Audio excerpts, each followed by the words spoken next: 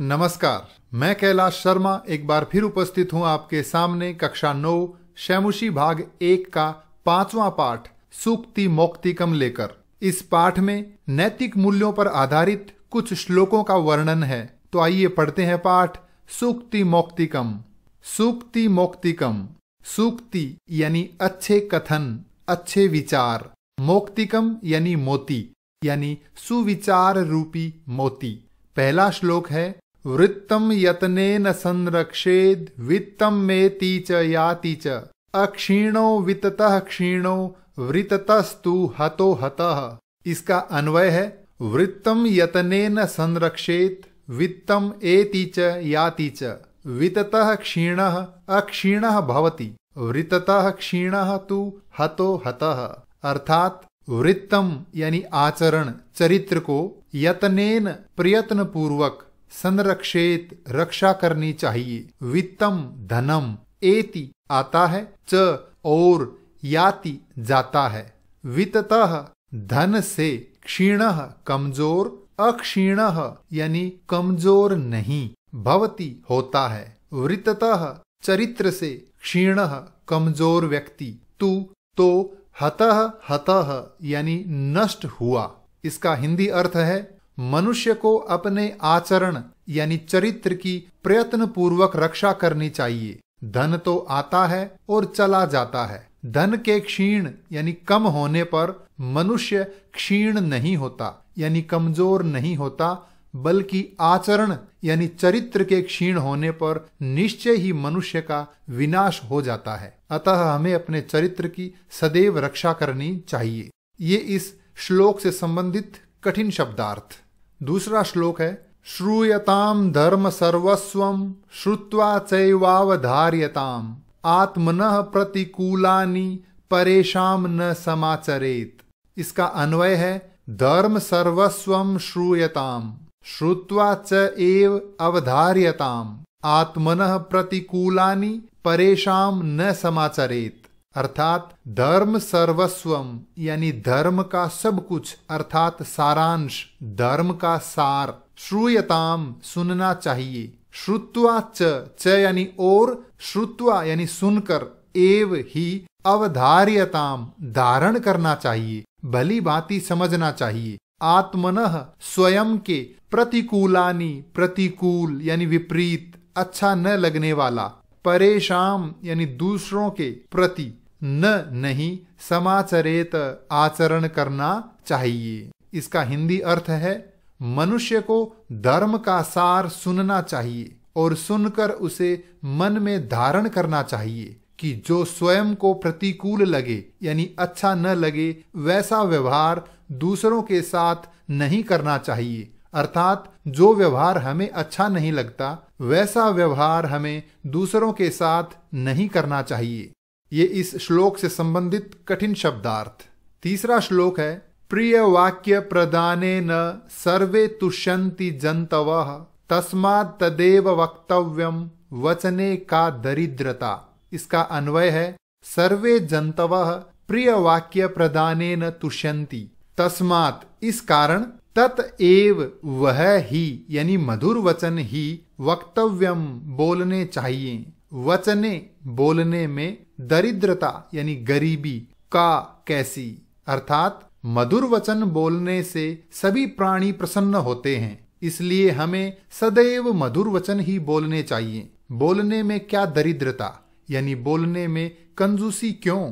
अर्थात हमें सदा मधुर वचन बोलने चाहिए, बोलने में कंजूसी नहीं करनी चाहिए। ये इस श्लोक से संबंधित कठिन शब्दार्थ। अगला श्लोक है पिबन्ति नद्यः स्वयमेव नाम्भ स्वयं न खादन्ति फलानि वृक्षाः नादन्ति सस्यं खलु वारिवाः परोपकाराय सत्तां विभूतयः। इसका अन्वय है नद्यः स्वयं एव अम्भः न पिबन्ति वृक्षाः स्वयं फलानि न खादन्ति वारिवाहाः खलु सस्यं न अदन्ति सत्तां विभूतयः परोपकाराय एव भवन्ति। अर्थात नद्यः नदियां, स्वयं स्वयं, एव ही, अम्भः पानी, न पिबन्ति नहीं पीती हैं, वृक्षा यानी वृक्ष, पेड़, स्वयं खुद, फलानी फलों को न खादंती नहीं खाते हैं, वारी वाहा यानी बादल, खलु निश्चय ही, सस्यम फसल को न अदंती नहीं खाते हैं, सताम यानी सज्जन लोगों की, विभूतयः विभूति संपत्ति, परोपकाराय दूसरों के भले के लिए, एव ही भवंती होती हैं। इसका हिंदी अर्थ है नदियां अपना जल स्वयं नहीं पीती हैं, वृक्ष अपने फल स्वयं नहीं खाते हैं, बादल स्वयं फसल नहीं खाते हैं, क्योंकि सज्जनों की संपत्ति दूसरों की भलाई के लिए होती है, स्वार्थ के लिए नहीं होती। ये इस श्लोक से संबंधित कठिन शब्दार्थ।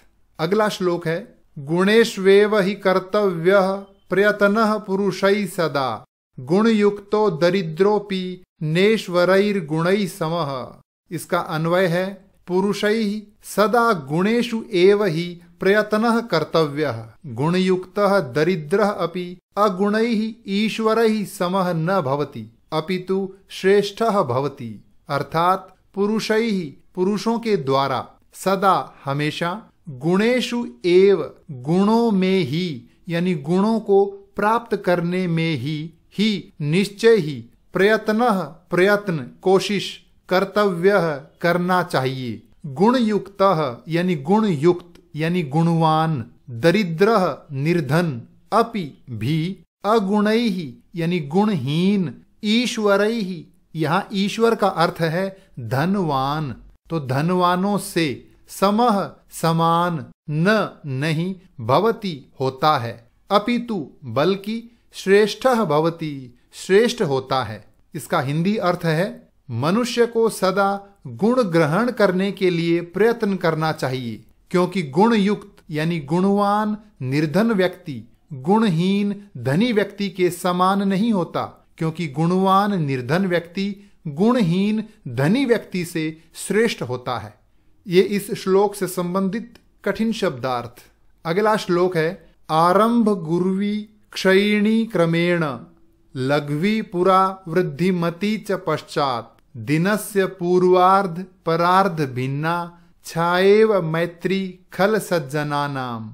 इसका अन्वय है खल सज्जना नाम मैत्री, दिनस्य पूर्वार्ध परार्ध भिन्ना, छाया इव, आरंभ गुर्वी क्रमेण क्षयिणी, पुरा लघ्वी पश्चात वृद्धिमती च भवति। अर्थात खल यानी दुष्टों की, सज्जना नाम सज्जनों की, मैत्री मित्रता, दिनस्य दिन के, पूर्वार्ध यानी दोपहर से पहले का समय, परार्ध यानी दोपहर के बाद के समय, भिन्ना भिन्न, छाया छाया, इव के समान, आरंभ यानी शुरुआत में, गुर्वी बड़ी, क्रमेण और क्रम से धीरे धीरे, क्षयिणी कम होती हुई, पुरा पहले, लघ्वी छोटी, पश्चात बाद में, वृद्धिमती बढ़ती हुई, च और भवती होती है।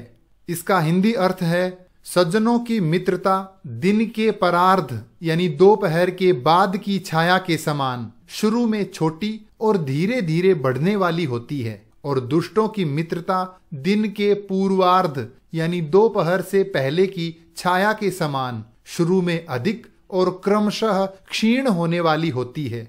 यानी दुष्टों की मित्रता शुरू में बड़ी लगती है और धीरे धीरे वो कम होती हुई समाप्त हो जाती है। इसी प्रकार सज्जनों की मित्रता शुरू में कम लगने वाली होती है, लेकिन धीरे धीरे वो बढ़ती ही जाती है। ये इस श्लोक से संबंधित कठिन शब्दार्थ। अगला श्लोक है यत्रापि कुत्रापि गता भवेयुः हंसा महिमंडल मंडनाय, हानिस्तु तेषाम ही सरोवराणाम येषाम मरालैः सह विप्रयोगः। इसका अन्वय है हंसा यत्रपि कुत्रपि महिमंडल मंडनाय गताः भवेयुः, हानिः तु तेषाम सरोवराणाम ही भवति, येषाम सरोवराणाम मरालैः सह विप्रयोगः भवति। अर्थात हंसाः यानी हंस, यत्र अपि जहां भी, कुत्र अपि कहीं भी, महिमंडल मंडनाय पृथ्वी की शोभा बढ़ाने के लिए, गताः भवेयुः गए हुए हों, हानि तु हानि तो, तेषाम सरोवराणाम, उन तालाबों की ही निश्चित रूप से भवती होती है। येषाम सरोवराणाम, जिन तालाबों का मरालैः सह यानी हंसों के साथ विप्रयोगः भवति, वियोग होता है यानी बिछुड़ना हो जाता है। अर्थात पृथ्वी की शोभा बढ़ाने के लिए हंस चाहे जहां कहीं भी गए हुए हों, इससे हानि तो उन तालाबों की होती है जिनकी सुंदरता बढ़ाने वाले हंसों से उनका वियोग हो जाता है। ये इस श्लोक से संबंधित कठिन शब्दार्थ। अगला श्लोक है गुणा गुणज्ञेषु गुणाः भवन्ति ते निर्गुणं प्राप्य भवन्ति दोषाः आस्वाद्य तोयाः प्रवहन्ति नद्यः समुद्रम आसाद्य भवन्त्यपेयाः। इसका अन्वय है गुणाः गुणज्ञेषु गुणाः भवन्ति ते गुणाः निर्गुणं प्राप्य दोषाः भवन्ति आस्वाद्य तोयाः नद्यः प्रवहन्ति ताः एव नद्यः समुद्रम आसाद्य अपेयाः भवन्ति। अर्थात गुणाः यानी गुण, गुणज्ञेषु गुणी व्यक्तियों में यानी गुणवान लोगों में गुणाः भवन्ति गुण होते हैं, ते गुणाः वे गुण, निर्गुणम प्राप्य निर्गुणम यानी गुणहीन बिना गुण वाला व्यक्ति, प्राप्य प्राप्त करके दोषाः भवन्ति दोष बन जाते हैं। आस्वाद्य तोयाः, तोयाः यानी जल युक्त जल वाली, आस्वाद्य स्वादिष्ट, नद्यः नदियां, प्रवहन्ति बहती हैं, ताः एव वे ही नद्यः नदियां, समुद्रम आसाद्य, आसाद्य यानी प्राप्त करके पहुंचकर, अपेयाः भवन्ति, अपेय यानी न पीने योग्य, भवन्ति हो जाती हैं। इसका हिंदी अर्थ है गुण जब तक गुणी यानी गुणग्राही व्यक्ति के पास होते हैं तब तक ही वे गुण होते हैं, वही गुण निर्गुण यानी गुणहीन व्यक्ति के पास जाते ही दोष बन जाते हैं। जैसे स्वादिष्ट जल वाली नदियां बहती रहती हैं, लेकिन जब वे नदियां समुद्र से मिलती हैं तो उनका जल अपेय यानी न पीने योग्य हो जाता है। ये इस श्लोक से संबंधित कठिन शब्दार्थ। अब हम चर्चा करेंगे अभ्यास कार्य पर। पहला प्रश्न है एक पदेन उत्तरम लिखत, एक शब्द में उत्तर लिखिए। विततः क्षीणः कीदृशः भवति, धन से कमजोर व्यक्ति कैसा होता है। अक्षीणः यानी कमजोर नहीं होता। कस्य प्रतिकूलानि कार्याणि परेशान न समाचरेत, किसके प्रतिकूल यानी किसको अच्छे न लगने वाले कार्य हमें दूसरों के साथ व्यवहार में नहीं लाने चाहिए। आत्मनः यानी स्वयं को अच्छे न लगने वाले। कुत्र दरिद्रता न भवेत, कहाँ दरिद्रता नहीं होनी चाहिए। वचने यानी बोलने में। वृक्षाः स्वयं कानि न खादन्ति, वृक्ष स्वयं क्या नहीं खाते हैं। फलानि फल। का पुरा लघ्वी भवति, कौन पहले छोटी होती है। सज्जना नाम मैत्री, सज्जनों की यानी अच्छे लोगों की मित्रता। या परार्धस्य छाया यानी दोपहर के बाद वाली छाया। विद्यार्थी इन दोनों में से कोई भी एक उत्तर लिख सकते हैं। दूसरा प्रश्न है अधोलिखित प्रश्ना नाम उत्तराणि संस्कृत भाषया लिखत, नीचे लिखे इन प्रश्नों के उत्तर संस्कृत भाषा में लिखिए। यतनेन किम रक्षेत, वित्तम वृत्तम वा, हमें प्रयत्न पूर्वक किसकी रक्षा करनी चाहिए, चरित्र की या धन की। उत्तर है यतनेन वृत्तम रक्षेत, हमें प्रयत्न पूर्वक चरित्र की रक्षा करनी चाहिए। अस्माभिः किम न समाचरेत, हमारे द्वारा कैसा व्यवहार नहीं किया जाना चाहिए। या कीदृशम आचरणम न कर्तव्यम, कैसा आचरण नहीं किया जाना चाहिए। उत्तर है अस्माभिः आत्मनः प्रतिकूलम न समाचरेत, यानी हमारे द्वारा स्वयं के प्रतिकूल व्यवहार दूसरों के साथ नहीं करना चाहिए। जंतवः केन तुष्यन्ति, प्राणी किससे प्रसन्न होते हैं। जंतवः प्रिय वाक्य प्रदानेन तुष्यन्ति, सभी प्राणी प्रिय वाक्य यानी मधुर वाणी बोलने से प्रसन्न होते हैं। सज्जना नाम मैत्री कीदृशी भवति, सज्जनों की मित्रता कैसी होती है। सज्जना नाम मैत्री परार्धस्य छाया इव भवति, आरंभे लघवी पश्चात च गुर्वी, सज्जनों की मित्रता परार्धस्य यानी दोपहर के बाद वाली छाया की तरह होती है। आरंभे लघवी शुरू में छोटी, पश्चात च गुर्वी और बाद में बड़ी। सरोवराणाम हानि कदा भवति, तालाबों की हानि कब होती है। यदा हंसाः तान् परित्यज्य अन्यत्र गच्छन्ति तदा सरोवराणाम हानिः भवति। जब हंस उन तालाबों को छोड़कर दूसरी जगह चले जाते हैं तब तालाबों की हानि होती है। अगला प्रश्न है क स्तंभे विशेषणानि ख स्तंभे च विशेषाणि दत्तानि तानि यथोचितम योजयत। क स्तंभ में यानी इस कॉलम में विशेषण और इधर विशेष्य दिए हुए हैं, इनका उचित मेल कीजिए। आस्वाद्य तोयाः नद्यः यानी स्वादिष्ट जल वाली नदियां। गुणयुक्तः यानी गुणवान दरिद्रः निर्धन व्यक्ति। दिनस्य पूर्वार्ध भिन्ना खलानाम मैत्री यानी दिन के पूर्वार्ध अर्थात दोपहर से पहले की छाया जैसी दुष्टों की मित्रता। दिनस्य परार्ध भिन्ना सज्जना नाम मैत्री यानी दोपहर के बाद की छाया की तरह सज्जनों की मित्रता। अगला प्रश्न है अधोलिखितयोः श्लोक द्वयोः आशयम् हिंदी भाषया आंग्ल भाषया वा लिखत। दिए गए श्लोकों का आशय हिंदी या अंग्रेजी भाषा में लिखिए। पहला श्लोक है आरंभ गुर्वी क्षयिणी क्रमेण। इसका हिंदी अर्थ यहाँ दिया हुआ है, विद्यार्थी ध्यान दें, इसकी व्याख्या हम पहले ही कर चुके हैं। अगला श्लोक है प्रिय वाक्य प्रदानेन। इसका हिंदी अर्थ यहाँ लिखा हुआ है, दोनों ही श्लोकों की व्याख्या हम पहले कर चुके हैं। पांचवा प्रश्न है अधोलिखित पदेभ्यः भिन्न प्रकृतिकम पदम चित्वा लिखत। नीचे दिए गए इन पदों में से जो भिन्न है उसे छांटकर लिखिए। पहला है वक्तव्यम बोलना चाहिए, कर्तव्यम करना चाहिए, सर्वस्वम सब कुछ, हंतव्यम मारना चाहिए। तो इन चारों में सर्वस्वम ये शब्द भिन्न है। यतनेन यानी प्रयत्न पूर्वक, वचने यानी वाणी में, प्रिय वाक्य प्रदानेन मधुर वाणी बोलने से, मरालेन हंस से। ये तीन शब्द तृतीया विभक्ति के और ये शब्द सप्तमी विभक्ति का, इसलिए भिन्न शब्द है वचने यानी बोलने में। श्रूयताम सुनिए, अवधार्यताम धारण कीजिए, धनवताम धनवान लोगों का, क्षम्यताम क्षमा कीजिए। तो भिन्न शब्द है धनवताम यानी धनवान लोगों का। जंतवः यानी प्राणी जंतु, नद्यः नदियां, विभूतयः विभूतियां, परितः चारों ओर। ये तीन संज्ञा शब्द हैं, तो भिन्न शब्द है परितः यानी चारों ओर। अगला प्रश्न है स्थूल पदान्यधिकृत्य प्रश्न वाक्य निर्माणम कुरुत। यानी गहरे लिखे इन शब्दों के आधार पर प्रश्न वाक्यों का निर्माण कीजिए। वृत्ततः क्षीणः हतः भवति यानी चरित्र से क्षीण यानी कमजोर व्यक्ति हतः भवति नष्ट होता है। तो किस से क्षीण, तो किस से को संस्कृत में कहते हैं कस्मात। तो प्रश्न बनेगा कस्मात क्षीणः हतः भवति, किस से क्षीण नष्ट होता है। धर्म सर्वस्वम श्रुत्वा अवधार्यताम, धर्म का सार सुनकर धारण कीजिए। तो किसे सुनकर यानी किसको सुनकर, तो हम लिखेंगे कम श्रुत्वा अवधार्यताम, किसको सुनकर धारण कीजिए। वृक्षाः फलम न खादन्ति, वृक्ष फल नहीं खाते हैं। तो कौन नहीं खाते हैं, तो प्रश्न बनेगा के फलम न खादन्ति, कौन फल नहीं खाते हैं।